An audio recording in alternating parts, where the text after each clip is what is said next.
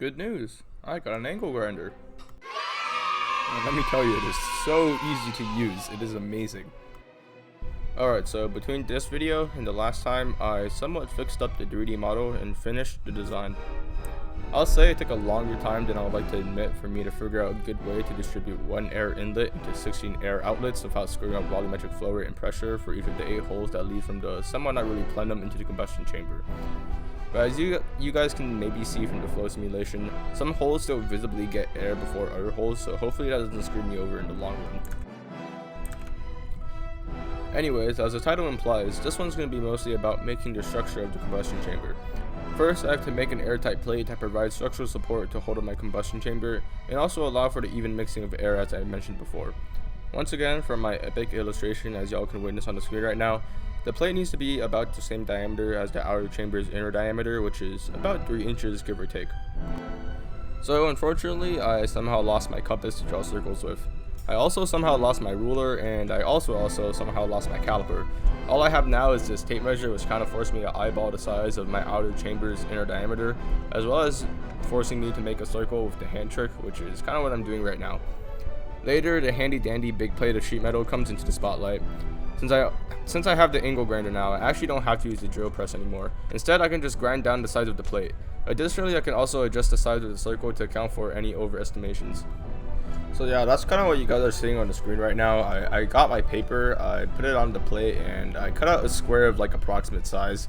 Then after that, I can just grind it down and get the shape I want, you know? So since I don't want my metal plate to like slip around while I'm cutting it, I clamp it down to my, well, very evidently very large metal clamp, and like start working on it. So since the upcoming part is mostly just me like grinding away, I'm gonna talk about professional tip number 2. So surprisingly, it's quite hard to draw a circle just by eyeballing it. But a trick you can do is like hold the pencil as if you were like preparing to write something.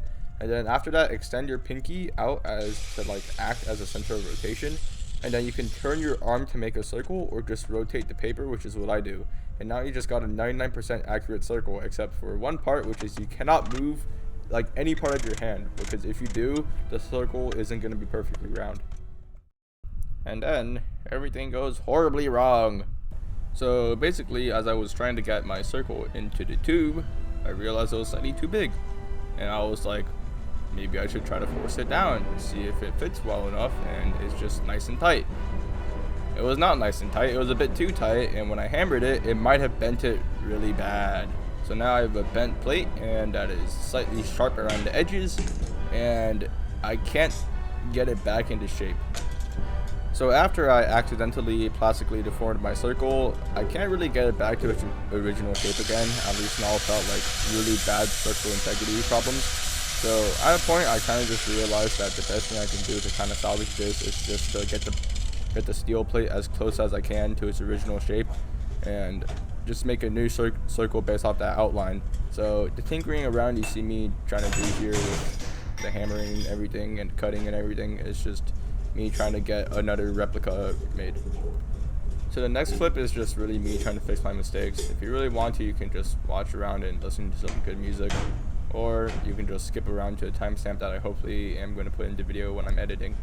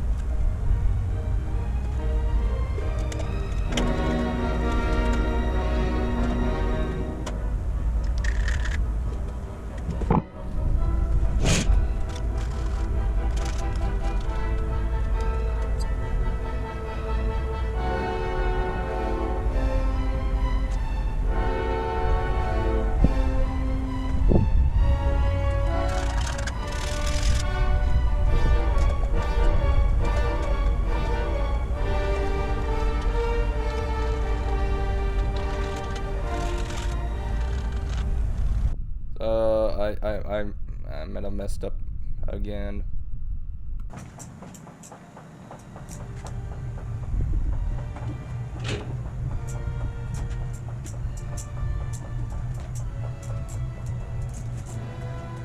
So what you guys are seeing here is my dad's acetylene torch and oxygen setup, and what I'm gonna basically do with it is try to weld a bit of, not exactly weld, it's closer to soldering. I basically melt a piece of silver onto two pieces of metal, and hopefully by doing that I can join the two parts together and make an airtight seal, but it doesn't go exactly as planned. So what an acetylene torch is, I like to imagine it as like a flamethrower. You have your gas and your oxygen, and once you ignite it, you can tune the acetylene or oxygen to get different like flame sizes and temperatures. But the problem that I'm gonna encounter very soon is that the soldering material that I'm using, which is I think it's an alloy of silver. I'll have to check on that later. I'll put it in the description. But the silver, it has a higher melting temperature than aluminum. So basically what's gonna happen is that I'm gonna burn a hole through the aluminum before I can actually get the silver to melt.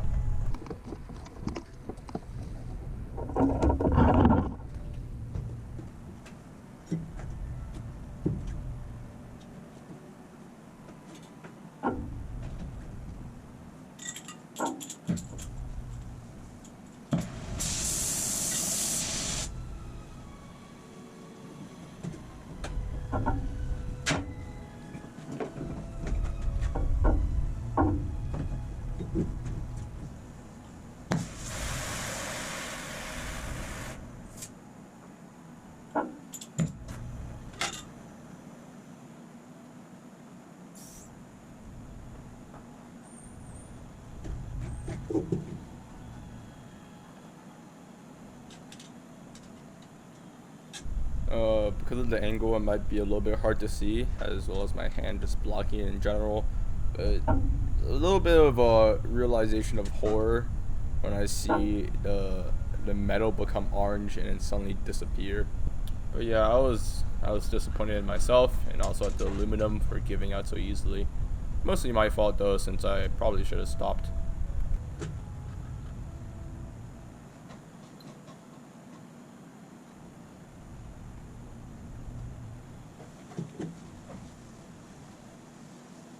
Anyways, that's gonna be it again.